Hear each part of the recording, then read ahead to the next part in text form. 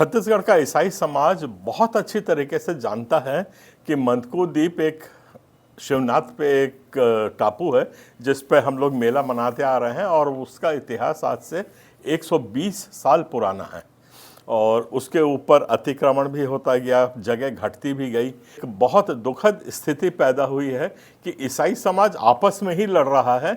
ऐसा लग रहा है, मुझको प्रतीत हो रहा है कि अब वो जो रहा सहा जो जगह है वो भी अब ख़त्म हो जाएगी। ईसाई समाज के जितने बड़े बड़े नेतागण हैं, आप लोगों को और कोई समय नहीं मिला लड़ने के लिए।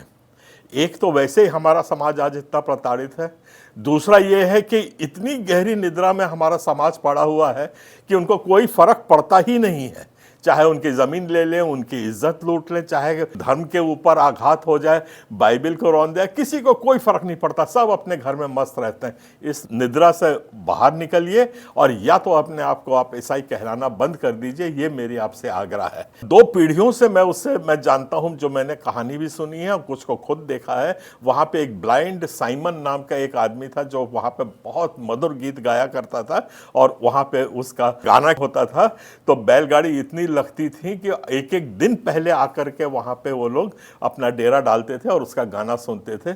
ऐसे इतने अच्छे धरोहर को, इतने इतिहास को आप क्यों मिटने दे रहे हैं? मेरा अभी भी आप लोगों से निवेदन है, आग्रह है कि आपसी लड़ाई को छोड़ करके अपने अस्तित्व को बचाने की बात करें और जहां 1 से 8 तारीख का वो फिक्स्ड समय जो हमारा था, उसमें अगर इतनी ही परेशानी है, आप मिल के क्यों नहीं कर लेते हैं? आप लोग दोनों जो संस्थाएं हैं, वहां का जो बैतलपुर का चर्च है और जो मेला कमेटी है, आप लोग सब मिल करके वो पूरा प्रोग्राम को आयोजन कर दीजिए। वो ऐसा नहीं होता है तो 4-4 दिन का समय बांट लीजिए कि 4 दिन एक कर ले दूसरा पक्ष और दूसरा पक्ष 4 दिन बाद में कर लीजिए।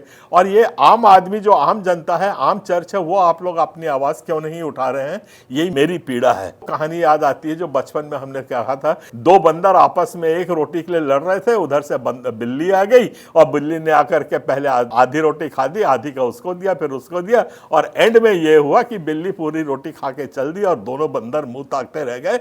आज ये स्थिति है, बंदरों के माफिक की ना हो जाए कि आप मुंह ताकते रहें और जो सारा आपका अधिकार है वो कोई तीसरा जो छीन के ले जाए। शांति बनाइए, प्रेम बांटिए, जिसके लिए हमारा समाज जाना जाता है।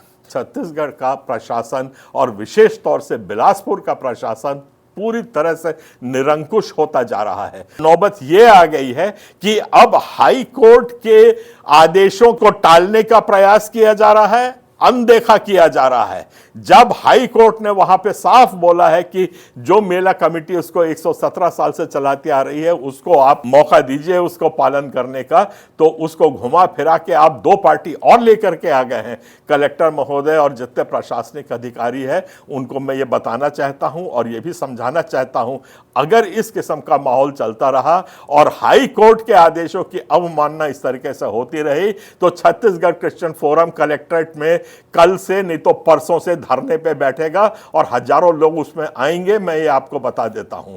मेरा निवेदन है कि जो हमारी संरचना है, जो सर्वोपरि हाई कोर्ट होता है, उसके आदेशों का पालन शब्द किया जाए और नहीं तो आप लोग आंदोलन के लिए तैयार रहिए। आज हम लोग मिटने की कगार पे आ गए हैं, इस बात का ध्यान रखिए। आप सबको जय जोहार, जय छत्तीसगढ़, जय मसीह।